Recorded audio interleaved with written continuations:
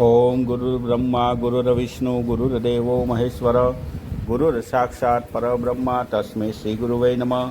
हर हर महादेव। बधा पारिवारिक મિત્રો હંમેશા માટે ધાર્મિક માહિતી લઈ અને આપની પાસે આવતા હોય તો આજે પવિત્ર એવી જાંબુવતીની ગુફામાં આજે તમને અહીંના દર્શન કરાવવા અને અહીંનો નજારો દેખાડવા માટે અહીંયાથી એક વિડીયો બનાવવામાં આવ્યો કે પવિત્ર એવા રામેશ્વર બાપુની જગ્યામાં કે જ્યાં હજારો ભક્તો દર્શન કરવા માટે આવે છે।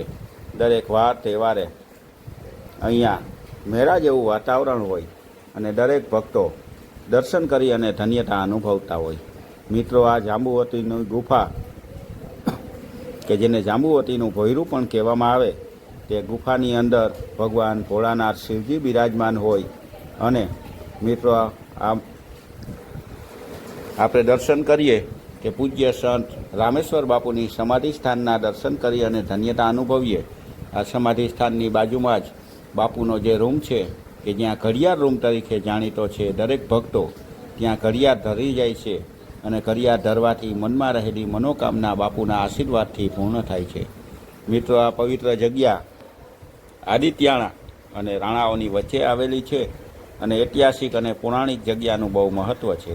હજારો ભક્તો અહીંયા દર્શન કરવા માટે આવે અને એમાં પણ આજે આ તહેવારના દિવસોમાં મિત્રો ભોયડાની અંદર જઈ અને આપને દર્શન કરાવવા એ તો શક્ય ન હોવાથી અમે અહીંયા બહારથી જ આપને નજારો દેખાડી અને અહીંયા હાજર પબ્લિકને પણ આપને દેખાડી દઈએ, જેનાથી આપને અંદાજ આવે કે અહીંયા ભોયરામાં ઉતરવા માટે જો લાઇનમાં ઊભવામાં આવે તો પણ કલાક 2 કલાક જેવો સમય વયો જાય।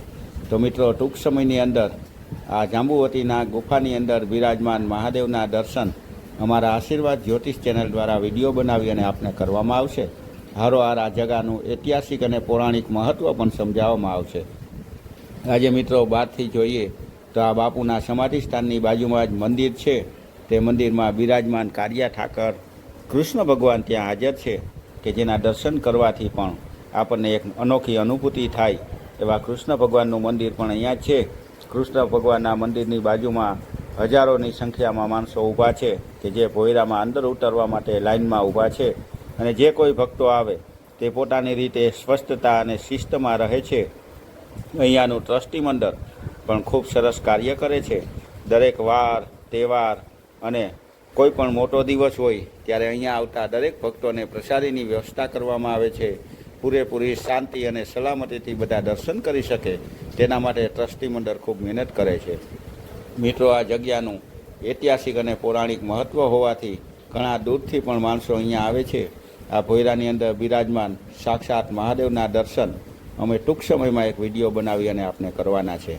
મિત્રો, અમારી આશીર્વાદ જ્યોતિષ ચેનલ દ્વારા હંમેશા માટે આધ્યાત્મિક અને ધાર્મિક વિડીયો આપની પાસે રજૂ કરતા હોય, અલગ અલગ દેવી દેવતાઓનું મહત્ત્વ આપની પાસે રજૂ કરતા હોય તો તેમાં આજે આ જાંબુવતીના ભોયરાનો વિડીયો મૂકી અને તમને ત્યાંના કુદરતી નજારાના દર્શન કરાવીએ। મિત્રો, અહીંયા ધાર્મિકતાની હારોહાર આનંદનું વાતાવરણ હોય છે। બરડા ડુંગરની ગોદમાં આવેલું હોવાથી કુદરતી વાતાવરણમાં માણસો આવી અને પ્રફુલ્લિત થઈ જાય છે। ધાર્મિકતાની હારોહાર મિત્રો, જેને આપણે પિકનિક કહીએ તેવા આનંદ માણવા માટે પણ અનેક લોકો અહીંયા આવે છે કે જે દર્શન કરી અને આનંદ માણવા માટે બગીચામાં હરીફરી શકે તેના માટે પણ પૂરેપૂરી વ્યવસ્થા છે। બેસવા માટેના બાકડા, પીવા માટેનું પાણી, બધી સગવડ ટ્રસ્ટી મંડળ દ્વારા ખૂબ સારી અને સરસ રીતે ગોઠવવામાં આવે છે। મિત્રો, એકવાર આ જાંબુવતીના ગુફાની મુલાકાત કરી અને આનંદ લીધા જેવી જગ્યા છે અને હારોહાર ધાર્મિક મહત્ત્વ સમજવા જેવું છે તો મિત્રો એકવાર જરૂરથી જરૂર આ જાંબુવતીની ગુફાની મુલાકાત કરજો અને હારોહાર મિત્રો ભગવાન કાળિયા ઠાકરના દર્શન કરી ભોયરાની અંદર બિરાજમાન સ્વયંભૂ મહાદેવના પણ દર્શન કરજો। એવી માન્યતા છે કે જે જાંબુવતીના ગુફાની અંદર ઉપરથી પાણી ટપકે છે એ જ્યાં જ્યાં પાણી ટપકે ત્યાં સ્વયંભૂ શિવલિંગ બની જાય છે અને ત્યાંની રેતી પણ સોના જેવી ચમકદાર છે કે જેના ઉપર ઘણું બધું સંશોધન કરવા પછી પણ હજી સુધી એનું કંઈ મહાત્મય કોઈને ખબર નથી પડી, પરંતુ ભોયરાની અંદર જવાથી તે રેતી સોનાની રેતી હોય એવું આપણને લાગે છે। તો મિત્રો, આવી પવિત્ર જગ્યાના દર્શન કરવા અને આપણા જીવનને આધ્યાત્મિક બનાવી એકબીજાને સહયોગ કરીએ અને આવી ધાર્મિકતા બાજુ આગળ વધીએ। હંમેશા માટે હિન્દુ સનાતન ધર્મના પ્રચારના કાર્યમાં જોડાયેલા રહીએ મિત્રો. અમારો પણ આ પ્રચારના કાર્યમાં જોડાવા માટે અમારી ચેનલને સબસ્ક્રાઈબ કરી, લાઈક કરી અને શેર કરજો. અને હારોહાર મિત્રો બધા વ્યક્તિઓ સુધી આ ચેનલ પહોંચે. આ ચેનલમાં હંમેશા માટે સવારે અમે ધાર્મિક માહિતીની હારોહાર હંમેશાનું પંચાંગ પણ રજૂ કરીએ, કે જે પંચાંગમાં હંમેશાની તિથિ, વાર અને રાશિનું મહત્ત્વ સમજાવીએ, અને તે દિવસનો જે કંઈ મહિમા હોય તે પણ આપની પાસે અમે રજૂ કરતા હોય. તો મિત્રો અમારા કાર્યના આનંદમાં અને ઉલ્લાસમાં વધારો થાય એના માટે અમારી ચેનલને સબસ્ક્રાઈબ કરજો. આવીને આવી ધાર્મિક માહિતી હંમેશા માટે આપના સુધી પહોંચાડવાની અમારી મહેનત હોય છે. અને જે કંઈ માહિતી આપના સુધી પહોંચાડીએ તે સારી, સચોટ અને ચોખ્ખી રીતે પહોંચે, આપને સમજાય તેવી ભાષામાં પહોંચે તેવી અમે મહેનત કરતા હોય. તો મિત્રો આ હિન્દુ સનાતન ધર્મના પ્રચારના કાર્યમાં તમે પણ સહભાગી બની અમારી ચેનલને સબસ્ક્રાઈબ કરજો. અને મિત્રો હંમેશા માટે ઘરે બેઠા બેઠા આવા ધાર્મિક માહિતીના વિડીયા મેળવજો, જેમાં અલગ અલગ દેવી દેવતાઓનું મહત્ત્વ હોય, અલગ અલગ પૂજાપાઠ, જપ તપનું મહત્ત્વ હોય, દરેક વાર તહેવારનું મહત્ત્વ હોય, અને વાર તહેવારની વાર્તા પણ હોય, જે અમારી જ્યોતિષ ચેનલ દ્વારા હંમેશા માટે રજૂ કરવામાં આવે છે. અને આપ બધાનો પણ પૂરતા પ્રમાણમાં સાથ અને સહકાર ખૂબ સારા પ્રમાણમાં મળે છે મિત્રો.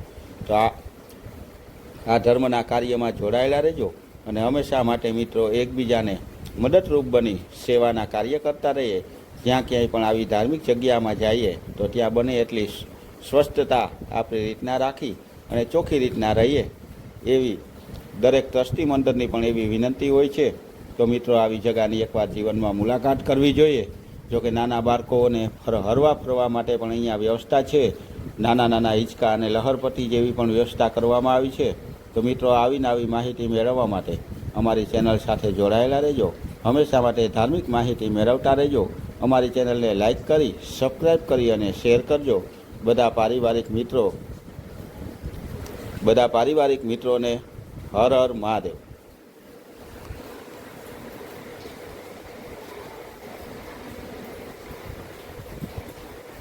ઓમ સર્વ મંગલ માંગલ્યે શિવે સર્વાગ સાધિકે શરણ્યે ત્યંબકે ગૌરી નારાયણી નમસ્તુતે. વિનાયકમ ગુરુમ ભાનુ બ્રહ્મા વિષ્ણુ મહેશ્વરાન સરસ્વતી પ્રણમ્યાદો સર્વ કાર્યાર્થ સિદ્ધયેતઃ.